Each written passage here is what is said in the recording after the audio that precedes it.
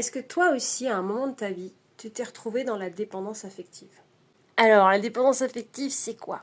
C'est quand tu es prêt à tout faire pour préserver la relation et que tu n'as pas de limite vis-à-vis de ça.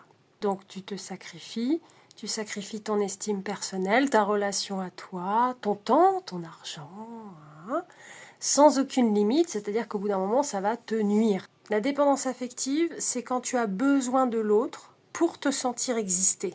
Et à partir de là, c'est dangereux, parce que ton existence, elle est entre les mains de l'autre. Ton cœur, ton âme, ton corps.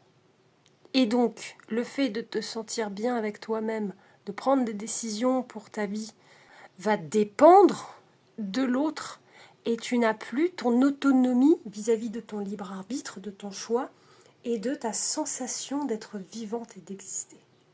Et ben moi, il y a une chose qui m'a vachement aidée. C'est lui là.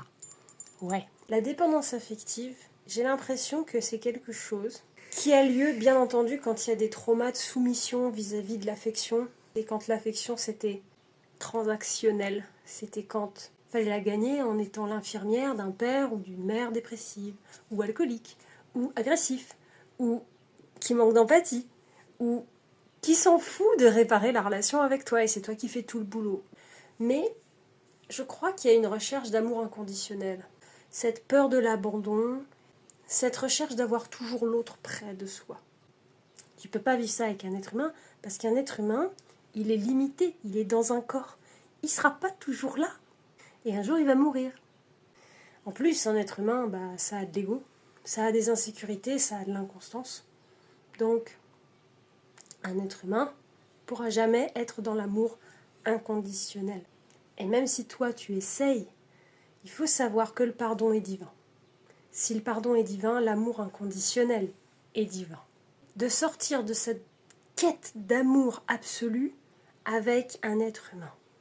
Je ne suis pas en train de te dire qu'il faut que tu baisses tes standards. C'est pas ça. Garde des standards élevés vis-à-vis des qualités internes d'une personne et de comment cette personne te fait sentir. Les principes, les valeurs que vous voulez partager, c'est le plus important.